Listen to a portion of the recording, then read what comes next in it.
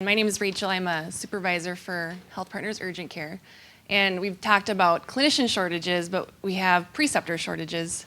And I guess I'm wondering just some suggestions. You know, I work with Charbonne, and I have a stack of papers of students that want to get placed. And I have almost zero clinicians that are willing to take them. And some of that is financially, you know, some of our providers are RVU based. And they know that they're going to take a student, it's going to slow them down. And I guess I'm wondering if there's any tips or suggestions on how we can help make really good preceptors for these students. I guess I have one comment about that, and that's we've been looking at this whole issue of clinician burnout. And one of the things that we're finding, both in the research and also in talking to a number of our own physicians and clinicians, is that those who have more than just a direct patient care practice, but also have an opportunity to do some teaching or some other elements, actually tend to experience less burnout. So I think there is a piece or a path there. Now, it can go the other way, that it could make it worse. But I do think, and we have a number of people who say, absolutely, I know I'm not going to make as much money for doing that, but doing this gives me something else that helps enrich me and helps give me a different perspective. So I think there's a portion of it anyway that's there, but I'd be interested in some of the others. Well, one thing we have two programs I'll talk about that we've tried to help with this. One is we do compensate physicians for taking on medical students. That doesn't help you with the backlog you were talking about. It does help with the medical students, and that's just something we do internally. Secondly, we've set up a residency clinic, which actually has very high patient satisfaction and is completely funded and doesn't really turn a profit, but doesn't take a loss. And out of the 3 residency programs in OBGYN, it's the only one that doesn't do that way. And it's a little bit of how we set it up, you know, to succeed.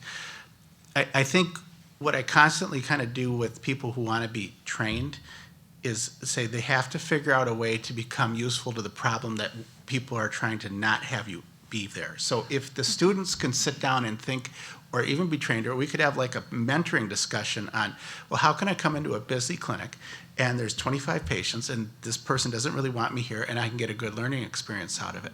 Because there are ways that they can fairly quickly flip around that chaos of the day and become not just an adjuvant burden, but actually quite an asset to the patient flow. And they're picking up quite a bit of mentoring with it. Whether, look, I'm behind here. Can you get this patient room? Can you start seeing them, start talking to this person, or all of those little tricks that go with it. I think having our students come to our clinics and have them sit silently in a chair until you assign them to something, it becomes well, kind of a buzzkill, but like you said, Cheryl, it does.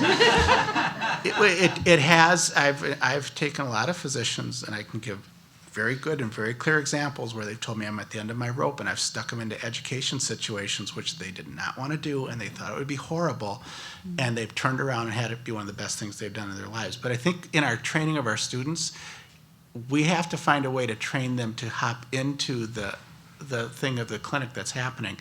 So it's like, hey, that's really good. I had a student, and I didn't get slowed down. I actually got sped up, and I actually got a little bit of more invigoration out of it. But let's face it, we don't have a shortage of preceptors. We just have a shortage of people who are willing to precept. Yeah, right.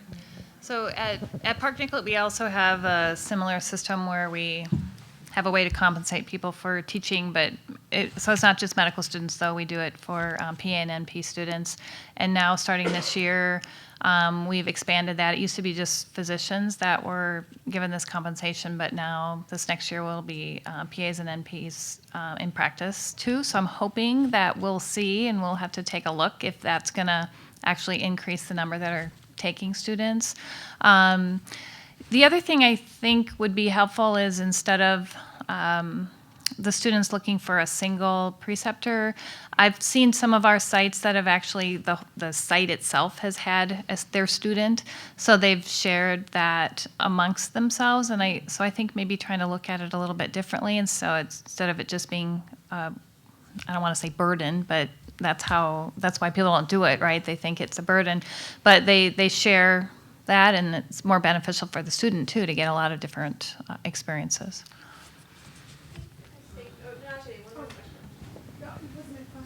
I may have a comment. So thank you. In the value program, initially, the preceptors were blocking 2 slots to supervise students, but after a few months, maybe it's before a few months, they started not doing that because the students really increased efficiency of the clinic and improved care coordination. They really did not need to do that anymore. So that was a huge plus in that system. One of the benefits of longitudinal clinic. For the sake of time, thank you to the panelists. This was great. A lot of good discussion on practice. Thank you. All right.